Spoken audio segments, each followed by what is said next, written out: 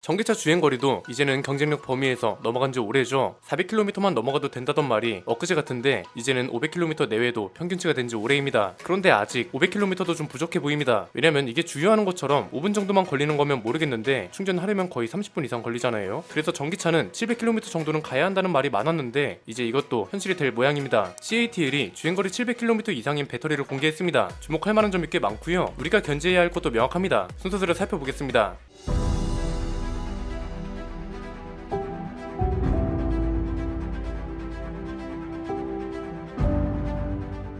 전기차 배터리 점유율을 한번 볼까요? 올해 상반기 기준으로 CATL이 1위를 차지했고 성장률이 놀랍습니다. 115%가 넘었습니다. 2위는 LG 엔솔, 3위는 중국 업체 비아드입니다. 10위가 100% 성장한 거랑 1위가 100% 넘게 성장한 건 차이가 큰 겁니다. 배터리 점유율은 어떻게 해석해야 한다고 말씀드렸나요? 중국이라 믿거다 이러면 안 된다고 했죠. 전기차 배터리는 중국 브랜드만 쓰는 게 아니잖아요. 한국차, 미국차, 심지어 독일차도 갖다 쓰는 게 중국 배터리입니다. 그래서 위험하다는 거죠. 기존 자동차 회사들도 그만큼 많이 쓰고 있다고 해석해야 한다고 했죠. 주행거리도 이제는 중국 기준으로만 볼 수가 없는 게 유럽 기준 인증 거리도 존재합니다. 비아디가 유럽 측정 기준으로 520km를 인증받기도 했기 때문에 단순히 중국의 말장난으로만 받아들이는 시기는 지났습니다. 실제로 중국산 전기 버스가 우리나라에서 점유율 50%를 기록하고 있고 사용차 시장에서도 독일 브랜드를 꺾고 중국 브랜드가 2위로 올라왔습니다. 중국이 잠식이 현실이 되기 시작한 거라서 중국 그 중에서도 압도적인 1위를 달리고 있는 회사를 주목할 필요가 있는 겁니다. CATL이 새로운 배터리를 하나 공개했습니다. 이 배터리의 특징 그리고 주목할 만한 점은 크게 세 가지입니다. 첫 번째는 주행거리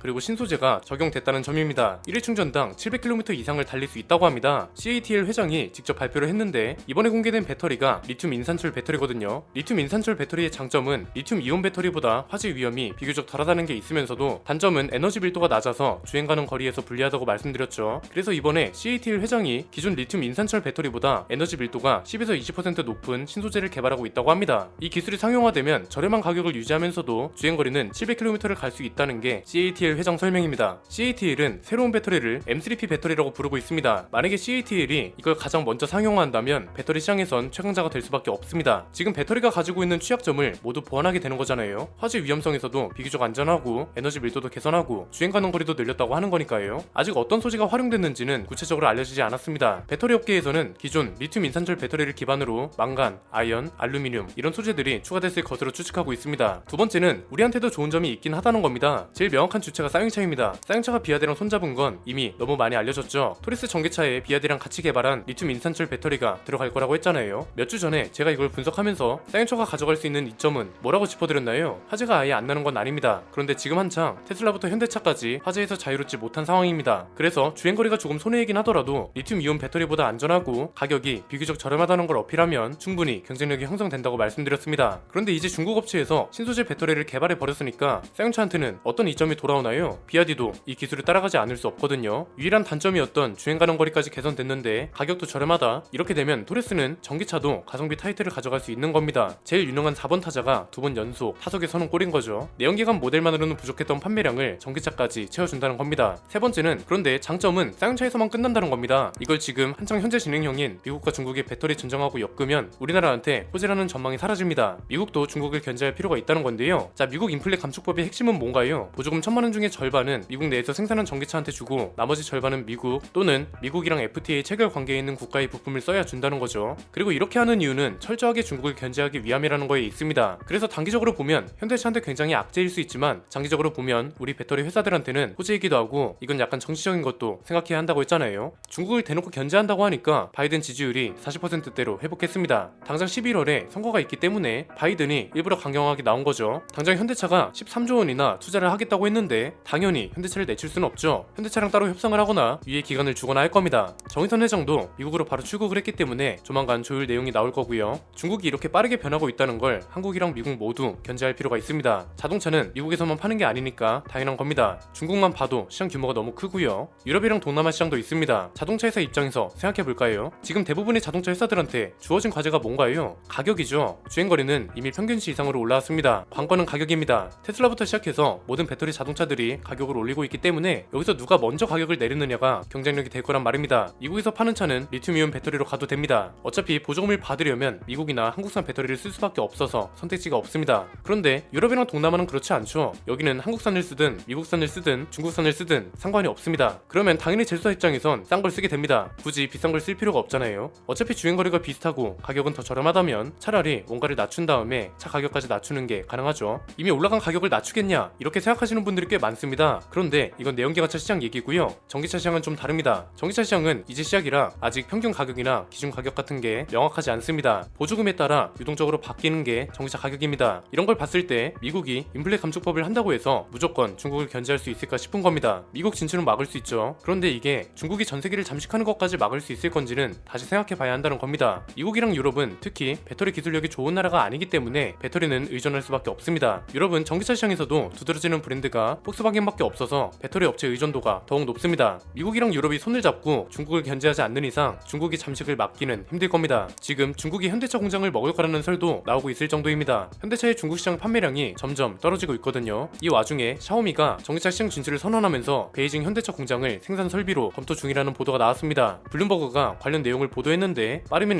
2024년부터 샤오미가 전기차 자체 생산에 돌입할 거라고 하거든요. 이걸로 지금 베이징 자동차 그룹하고 협의 중이라고 합니다. 전기차 생산을 하려고 베이징 현대 제2공장 지분 매입도 추진 중인 걸로 알려졌습니다. 샤오미는 중국에서 자동차 생산 면허가 없기 때문에 기존 공장을 매입하는 게 필수적입니다. 일단 현대차는 이런 논의가 사실무근이라고 말했습니다. 아직 초기 단계라서 언급할 만한 상황은 아닌 것 같은데 중국 정세 자체가 워낙 공격적이라 긴장을 늦출 수가 없는 겁니다. 저는 그래서 지금 미국이랑 어떻게든 손을 잡을지 해야 할 것 같다는 겁니다. 지금 우리나라는 특히 중국 의존도가 너무 높습니다. 배터리 시장이 단순히 전기차 사업뿐만 아니라 원자재가 달린 외교적 문제가 심각한 상황인데 아직도 정부 차원에서 이렇다 할 발표가 없다는 게 아쉬울 따름입니다. 남미 국가들도 지금 원자재 사수에 들어갔습니다. 칠레 같은 나라에 배터리 원자재 매장량이 상당하거든요. 이걸 가지고 얘네들도 거래를 하려고 하는 상황이라 빠르게 손을 잡아야 합니다. 그런데 별다른 대책이나 방향성이 아직 명확하지 않아서 안타깝다는 겁니다. 최악의 상황은 우리 배터리 기업들의 점유율을 중국 업체가 죄다 뺏어가고 현대차 같은 우리 자동차 회사들은 미국이랑 중국 싸움에 등 터지는 꼴이 나는 건데 일단 지금 상황만 보면 배터리 기업들은 어떻게든 생존할 것 같거든요. 대신 자동차 회사들은 좀 위태로워 보입니다. 중국 의존도를 기업이랑 정부 단위로 논의해서 무조건 낮춰야 한다는 게 첫 번째 과제가 아닐까 싶네요. 오늘 내용은 여기까지입니다. 내용이 유익하셨다면 구독과 좋아요 알림 설정 부탁드립니다. 저는 김승현 안PD의 스포일러 안PD였습니다. 감사합니다.